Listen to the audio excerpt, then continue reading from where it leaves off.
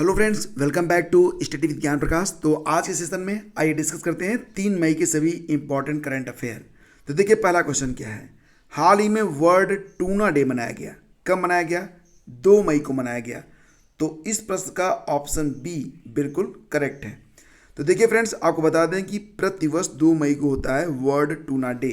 पहली बार इसे मनाया गया था 2017 में, और यह दिन संयुक्त राष्ट्र द्वारा टूना मछली के महत्व के बारे में जागरूकता बढ़ाने के लिए स्थापित किया गया है।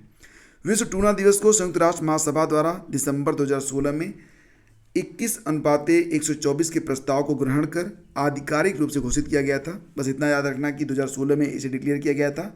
और इसका उद्देश्य क्या है? इसका उद्देश्य है संरक्षण प्रबंधन, यानी कि टूना जो मछली है उसका उत्पादन भी होता रहे और वो प्रजाति संरक्षित भी बनी रहे। तो इसी की वजह से प्रतिवर्ष 2 मई को होता है विश्व टूना दिवस। टूना जो है एक ऐसी मछली है जो कि आज बहुत सारे देशों में पोषण का आधार बनी हुई है। तो चलिए आगे बढ़ते हैं और अगला क्वेश्चन देखते हैं। हाल ही में विश्व पशु चिकित्सा दिवस 2022 मनाया गया। तो इसकी थीम क्या है, ये प्रश्न है यहाँ पर, और इसका सही आंसर बताना है आपको। सही आंसर है ऑप्शन ए, स्ट्रेथनिंग वेटरनरी रेजिलियंस, यानी कि विकल्प ए आपका बिल्कुल करेक्ट है। देखिए फ्रेंड्स, विश्व पशु चिकित्सा दिवस ये जो होता है विश्व पशु चिकित्सा दिवस, ये हर साल अप्रैल के आखिरी शनिवार को मनाया जाता है। इसका उद्देश्य होता है पशु स्वास्थ्य देखभाल के प्रति जागरूकता बढ़ाना और पशुओं के प्रति जो क्रूरता है उसको रोकना। आपको याद होगा कि विश्व कृषि पशु दिवस के रूप में मनाया जाता है प्रतिवर्ष 2 अक्टूबर को। जी हाँ, उसी दिन जिस दिन महात्मा गांधी और लाल बहादुर शास्त्री जी की जयंती होती है। उसके 2 दिन के बाद वर्ल्ड एनिमल डे होता है 4 अक्टूबर को। अच्छा, अभी हाल ही में आपने पढ़ा था कि वन्य जीवों को कानूनी अधिकार देने वाला दुनिया का पहला देश बन गया है इक्वेडोर। ये भी याद रखना, एग्जाम के लिए भी इंपॉर्टेंट है। और अभी हाल ही में 3 मार्च को मनाया गया था वर्ल्ड वाइल्ड लाइफ डे, यानी कि विश्व वन्यजीव दिवस। तो ये सारे पॉइंट्स इंपॉर्टेंट हैं। फिर अगला क्वेश्चन है कि 1 मई को किस राज्य ने हाल ही में अपना स्थापना दिवस मनाया? तो महाराष्ट्र और गुजरात दोनों राज्यों ने एक साथ 1 मई को अपना स्थापना दिवस मनाया था। दोनों राज्यों की जो स्थापना हुई थी 1 मई 1960 के दिन हुई थी।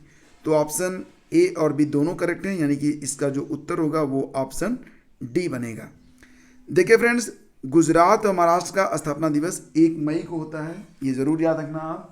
और इसी के साथ देखिए इसका निर्माण, यानी कि इसका जो संगठन बनाया गया, ये जो राज्य बने ये 1 मई को बने थे।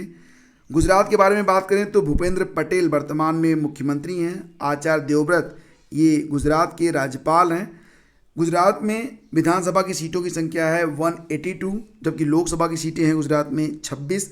राज्यसभा में कितनी सीटें हैं? 11 सीटें हैं। गुजरात के कुछ राष्ट्रीय उद्यान हैं जो कि एग्जाम में पूछे जाते हैं। तो इनमें गिर राष्ट्रीय उद्यान याद रखना। जंगली गधों का उद्यान कहाँ पर स्थित है? तो ये कच्छ में स्थित है, गुजरात में। नल सरोवर पक्षी अभ्यारण्य भी ये कहाँ पर स्थित है? गुजरात में ही है। और कृष्ण मृग यानी कि काला मृग का जो राष्ट्रीय उद्यान है ये भी कहाँ पर स्थित है? गुजरात में ही स्थित है। बात करें अगर महाराष्ट्र के बारे में तो उद्धव ठाकरे मुख्यमंत्री हैं, भगत सिंह कोश्यारी राज्यपाल हैं। विधानसभा की सीटों की संख्या है 288। विधान परिषद की सीटें हैं 78, लोकसभा सीटें हैं 48, राज्यसभा की सीटें हैं 90, यानी कि मात्र 19। और यहाँ पर जो मुख्य राष्ट्रीय उद्यान हैं उनके नाम भी सुन लीजिए। तोड़ोबा राष्ट्रीय उद्यान, संजय गांधी उद्यान और Chandoli national park. Gugamal national park भी अगर एग्जाम में आएगा कि गूगामल नेशनल पार्क कहाँ पर स्थित है, तो ये भी देखिए महाराष्ट्र में ही स्थित है। नवेगांव राष्ट्रीय उद्यान ये भी महाराष्ट्र में ही स्थित है। भीमाशंकर वन्यजीव अभ्यारण्य और करनाला पक्षी अभ्यारण्य, ये सारे जो राष्ट्रीय उद्यान हैं ये आपको मिलेंगे महाराष्ट्र में। फिर देखिए अगला क्वेश्चन क्या है कि शिवालिक स्मॉल फाइनेंस बैंक ने किसे अपना एमडी और सीईओ नियुक्त किया है? तो शिवालिक स्मॉल फाइनेंस बैंक ने अपना एमडी और सीईओ अभी हाल ही में बनाया है अंशुल स्वामी को, यानी कि विकल्प ए यहाँ पर बिल्कुल करेक्ट है। देखिए फ्रेंड्स, आरबीएल बैंक के पूर्व रिटेल प्रमुख अंशुल स्वामी को शिवालिक स्मॉल फाइनेंस बैंक के एमडी और सीईओ के रूप में नियुक्त किया गया है। और आपको याद होगा मुरली एन नटराजन का नाम, जिनको डीसीबी बैंक का एमडी और सीईओ बनाया गया था। इसी के साथ पीएनबी यानी कि पंजाब नेशनल बैंक के एमडी और सीईओ बने थे अतुल कुमार गोयल, जबकि यूको बैंक के एमडी और सीईओ बने थे सोमा शंकर प्रसाद। फिर देखिए अगला क्वेश्चन क्या है। अगला क्वेश्चन भी काफ़ी इंपॉर्टेंट है। हाल ही में कौशल मंत्रालय ने तकनीकी कर्मचारियों को कुशल बनाने के लिए किसके साथ एक समझौता किया है? तो कौशल मंत्रालय ने तकनीकी कर्मचारियों को कुशल बनाने के लिए इसरो के साथ समझौता किया है, यानी कि इस प्रश्न का ऑप्शन सी करेक्ट है। देखिए फ्रेंड्स, बात करने के इसरो के बारे में, तो इसकी स्थापना होती है 1969 में। हेडक्वार्टर मिलेगा आपको बेंगलुरु में। चेयरमैन कौन है? यस सोमनाथ। ये याद रखना, ये काफ़ी इंपॉर्टेंट है। फिर देखिए अगला प्रश्न होगा कि हाल ही में गगन सिस्टम का इस्तेमाल करने वाली पहली एयरलाइन कौन सी बनी है? तो गगन सिस्टम का इस्तेमाल करने वाली भारत की जो पहली एयरलाइन बनी है वो है इंडिगो एयरलाइन। तो इस प्रश्न का ऑप्शन सी करेक्ट है। तो बात करें अगर इंडिगो एयरलाइन के बारे में, तो देखो ये जो गगन सिस्टम है इसको जो है सैटेलाइट बेस्ड लैंडिंग सिस्टम माना जाता है, यानी कि अगर कोहरा वगैरह होगा तब भी ये जो फ्लाइट होगी वो लैंड कर जाएगी बिल्कुल जो है सही तरीके से। और इस सिस्टम को डेवलप किया गया है AAI यानी कि एरोप्लेन अथॉरिटी ऑफ इंडिया के द्वारा, और इसी के साथ इसरो ने मिलकर इस गगन सिस्टम को डेवलप किया है। अगला क्वेश्चन देखिए, हाल ही में सलीम घोष का निधन हो गया है, तो इनका संबंध किस क्षेत्र से था? सलीम घोष, देखिए फ्रेंड्स, अगर आप ऐसे मान लो कि 90s की बात, 90 से लेकर 2000 के बीच में अगर आपने टेलीविज़न को देखा होगा तो ये चेहरा आपको अक्सर दिखाई देता था। तब इन्होंने भारत एक खोज, वागले की दुनिया और भी तमाम सीरियलों में इन्होंने काम किया था।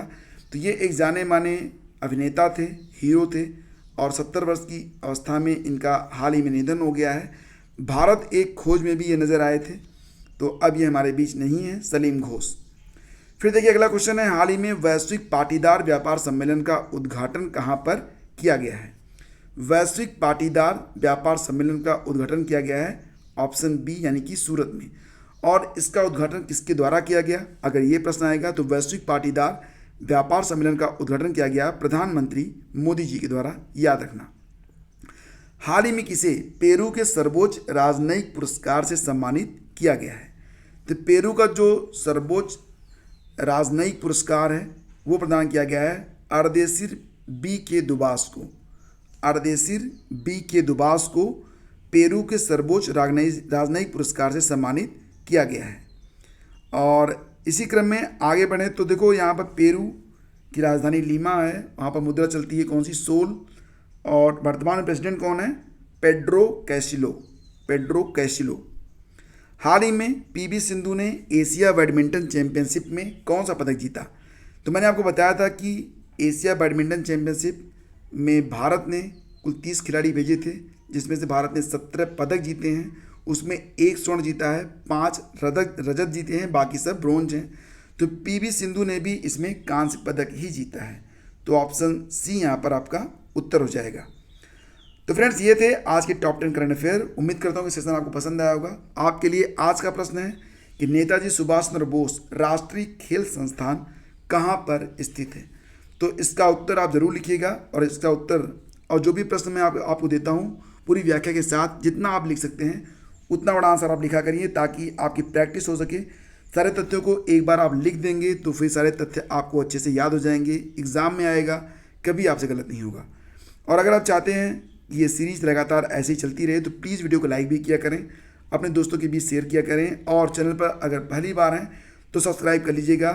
टेलीग्राम चैनल पर आपको हर लेक्चर की PDF शेयर की जा रही है, लिंक है स्टडी विद ज्ञान प्रकाश। दूसरा टेलीग्राम चैनल है करंट अफेयर्स SWGP, तो दोनों को ज्वाइन कर लीजिएगा। तो आज के सेशन में बस इतना ही। Thank you so much.